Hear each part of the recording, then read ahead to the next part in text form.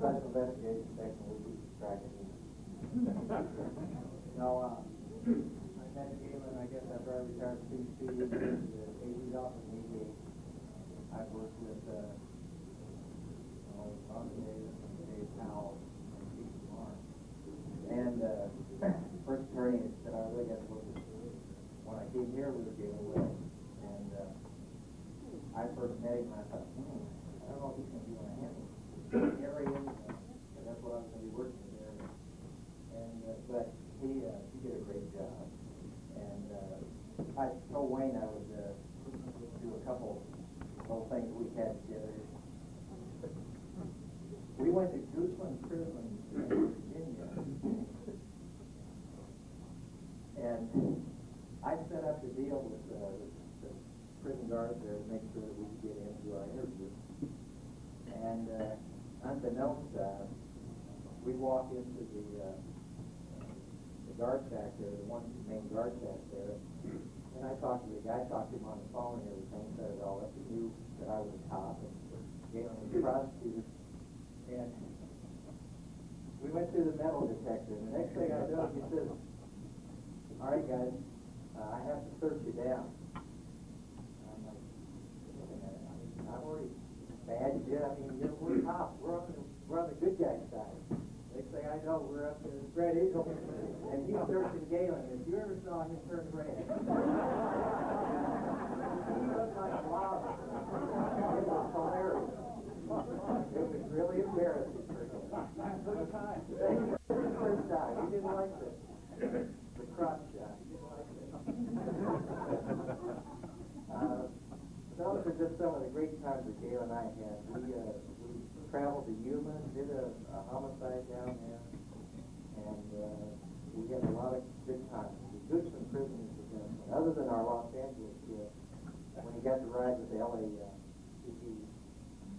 And I forgot what division we were in when we went over there. But, right, they took us. We had two hot shot cops from LA PD who were on Pasadena.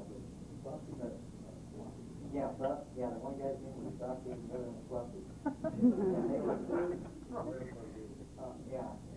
It was hilarious. He'd never, I don't know if he ever ridden in a patrol car like that, but they just left the station. I can't remember what street we were on, but maybe Sunset Boulevard. And they saw somebody that they wanted to interview because they were actually a warrant detail, the two of them, and that's all they did was look for felony warrants. And they copped the U-turn right in the middle of Sunset Boulevard and just nearly threw us out of the car because they wanted to talk to this guy. That's another good time we had.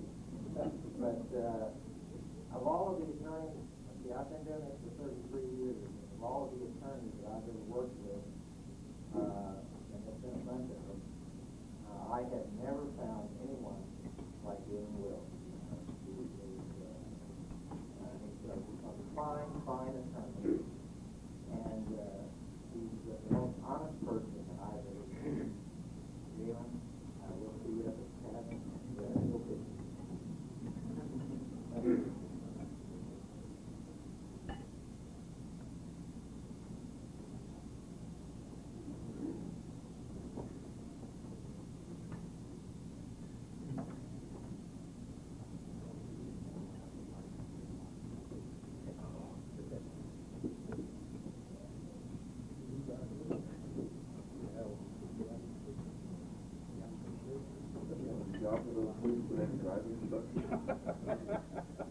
Galen, you need to get a plaque as part of your departure, standard etiquette.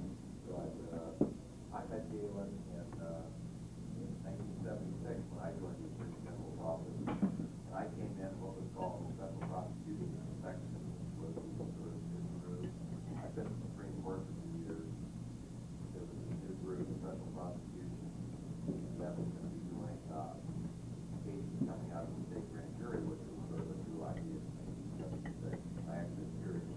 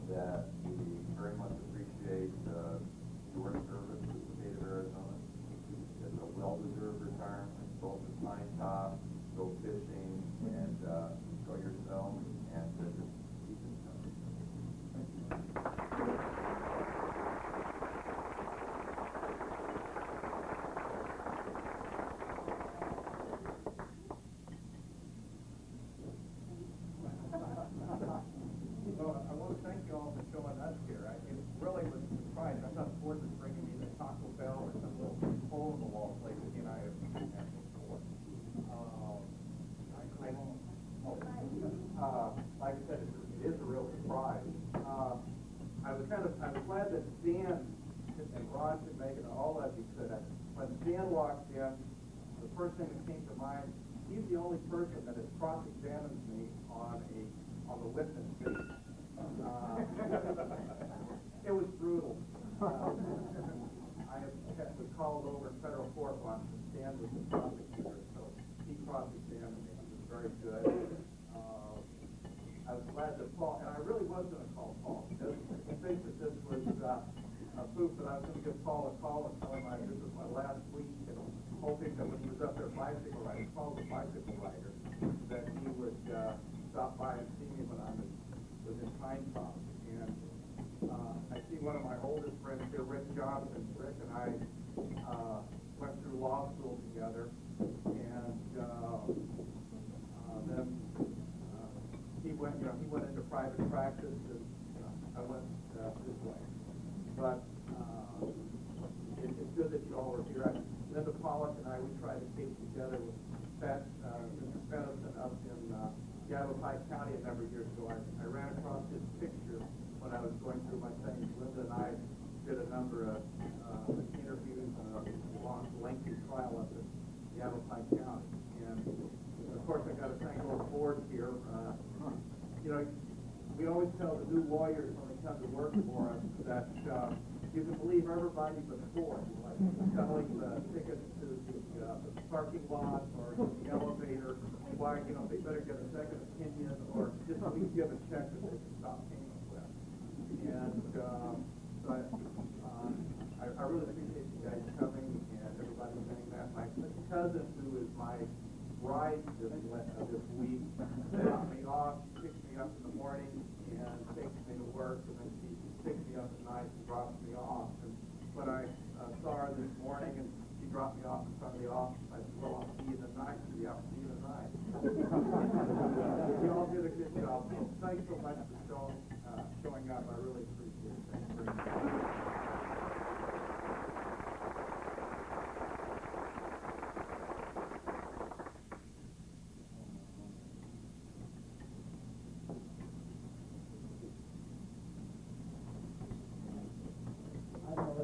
Galens for quite a while. I think Galens started in the office in '74, and I started in the office in '77. And so we both worked there for 23 years. Hard to believe it's been that long. But Galen has been a good friend all those years. And I thought that I would try to compare something to present here. And the thought occurred to me that I might try to write a poem. I might be going out on a limb on this. I'm not too sure about it, but I tried it out with Wayne, and I tried it out with Diane, and I tried it out with Randy, and they said, yeah, Craig, go ahead, good. Anyway, was great, Mike. We'll try this. How's this? What I call it is Farm Boy from Missouri. How do you explain Galen Road? How do you tell people that it's all down? How do you tell people that it's meant to this office? Well, I'm not too sure you can explain anyone. So I'm pretty sure I can't explain Galen. But he tells me he's really just a simple story. As he likes to say, I'm just a farm boy from Missouri. Now, as for saying what he's all about, I can maybe give you some hints. He said he likes to fish. Well, I suppose a farm boy from Missouri would like to fish. Quite frankly, I've never understood this. Can't slow down that much. But he said something about Galen. Got his peace of mind, got his sense of dignity, and he does like fish. And I can tell you a bit more about Galen. He makes it easy. There's not much pretense about it. What he seems to be is what he is. And what is that? Farm boy from Missouri.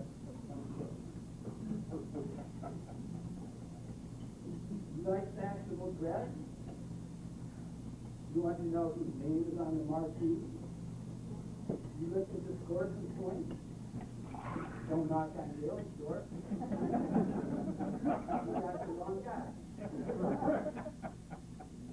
But if what you want is a music guy, a guy who speaks plain and true, a guy who won't try to impress himself and you, then knock on Galen's door.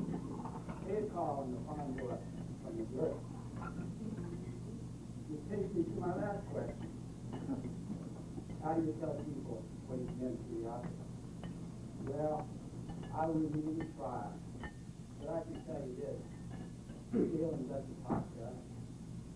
He certainly doesn't look tough. But when we meet someone who really is tough, someone can go run a last-minute high-stakes party or just to say time, you know, somebody's life already taken and another hanging in the balance. We call him the farm boy from his birth. And he goes down and fights the battle of the traumatic childhood. Now I'm a bit concerned. Maybe I've been too nice to him here. Maybe he's not all that simple and honest and pure. Who could be? You know, this farm boy from his birth stuff. That's a bit surfy, don't you think? Who can really take it seriously? Ain't no farm boys left. This is fiction. This is the modern world. This is movies, and TVs, and CDs. This is honking horns and shooting guns. This is rampant complexity. Well, maybe that's the key. There's this tension, you know? You've got this plain, living, straight talking guy.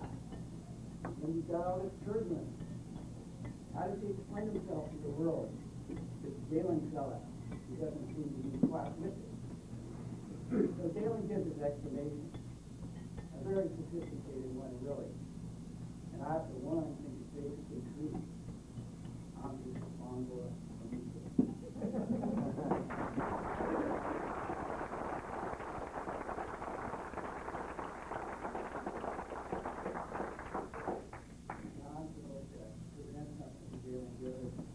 from the people in criminal appeals in that green box right there, Galen.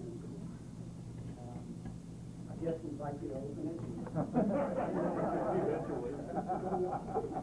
Give it to me, Galen. Everybody, yeah, okay.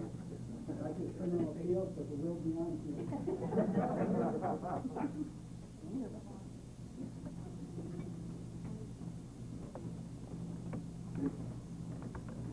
Well, I won't be late now. This is a break. It's really a gold watch.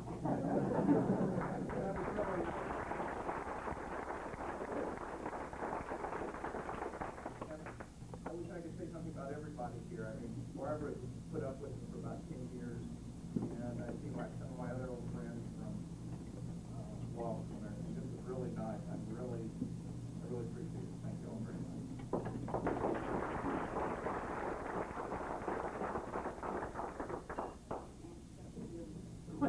Oh. See, Barbara has, you know, I just asked her how I'm supposed to judge, you know, Barbara.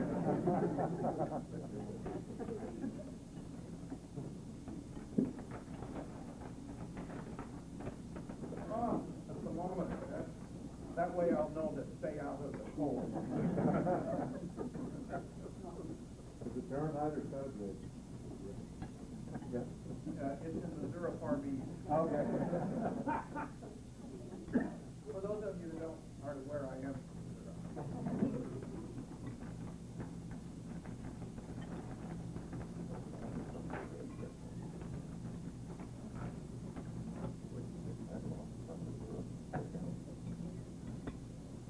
Oh, this is a golf. If I could just have the handicap that Roland over here has, right? A little more.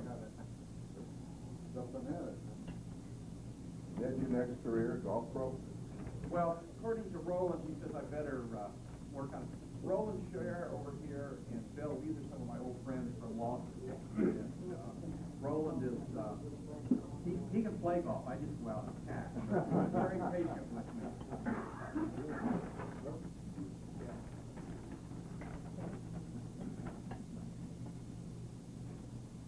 just did swallow today.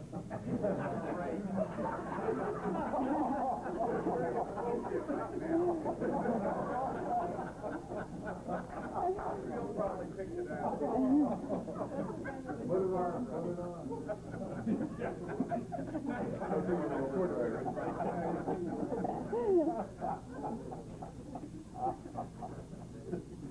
You know, when we were talking about going down, have done the work of these clemency hearings.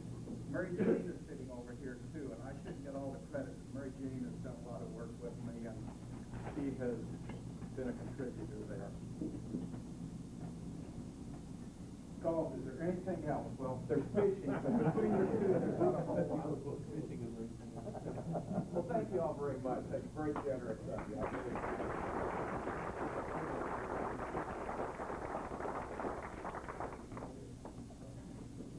Nobody else wants to be heard from? Stan's happy.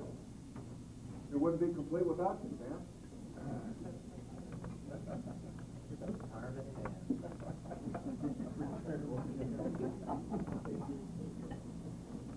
And all this talk about fishing and hogwash. I'm gonna get you started right.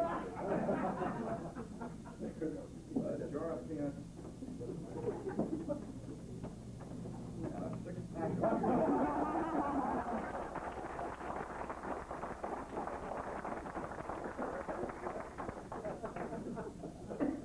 I do have to respond to that.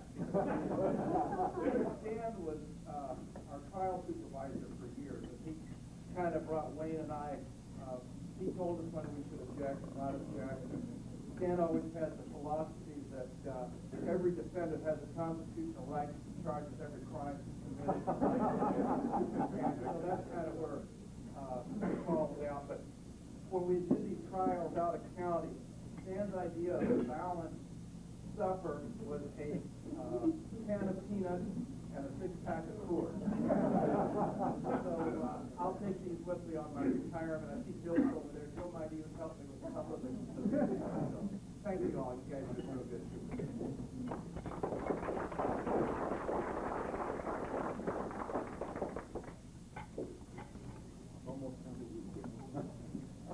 Stan, there's a story about you. I want to check and see if it would go to you or if it's just been followed attribution here. Some of your old colleagues at the Attorney General's office told me that a group of you, I guess apparently it took at least 6 of you to try some of these AD cases down in Canal County. And the story goes that at some point, Jim Don or one of the other judges down there looked at you and said, Mr. Tackle, that can't possibly be the law. And your response was, well, if it isn't, it ought to be. That is true.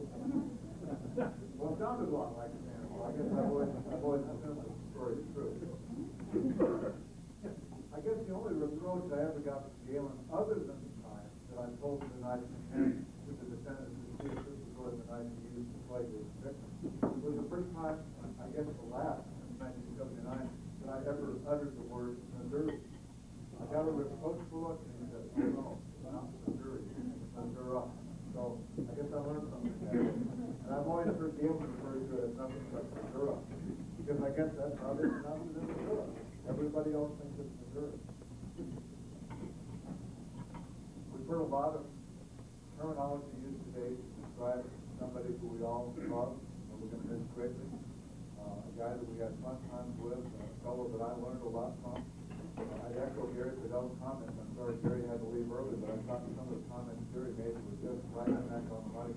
I had some of those very same experiences with Galen, and suffice it to say that I don't expect to forget them anytime soon.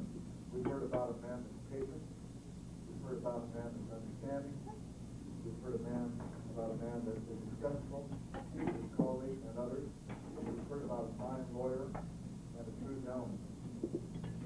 Galen and I inherited another one of those ABs, but it wasn't one that Wayne screwed up the first time we had to retry. It was a case that it was a killing that actually occurred the very day that I moved to Phoenix. The day that I moved my family, August 1, 1979. 2 individuals who shall remain nameless, but their initials can both be AB because they were. We we got the case, and Galen and I did all the investigation, and tried the case, actually had to try the case separately, because something about truth statements is some sort of requirement of law, we had to sever the trial and try the characters separately. I expect Galen knows what two I'm talking about. They never were known as their true names, which happened to be, we'll give the first name, Carl and Jack.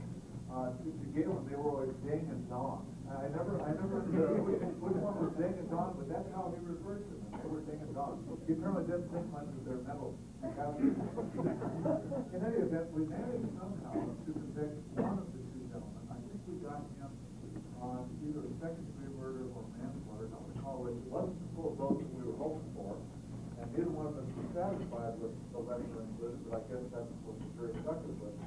I'll never forget the sentencing in this case. Let me tell you why.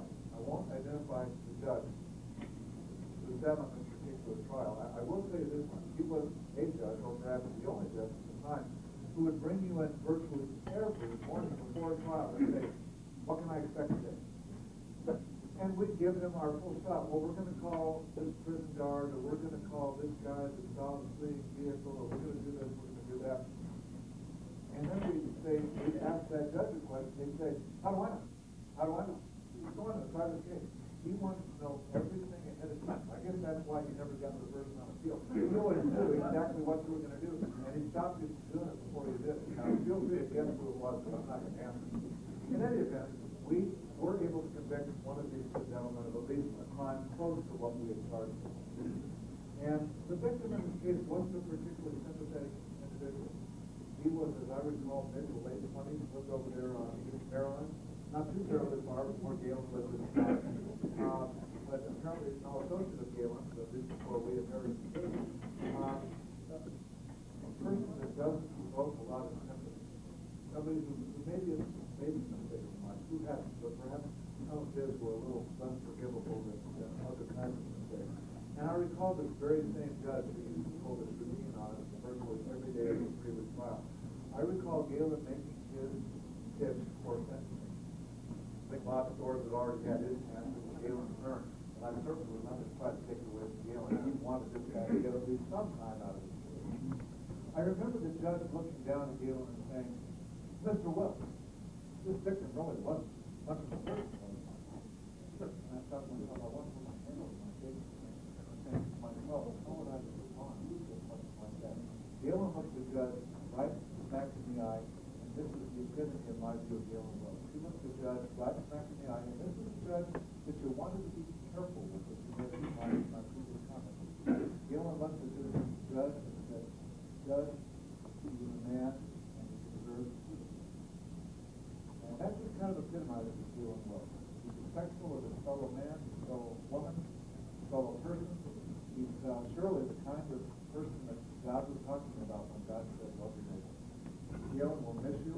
We hope that you'll come back and visit once in a while. And before I leave, I'll give you a card with my home phone number on it. Just don't give it out to anybody else. I won't give it away. Thank you very much.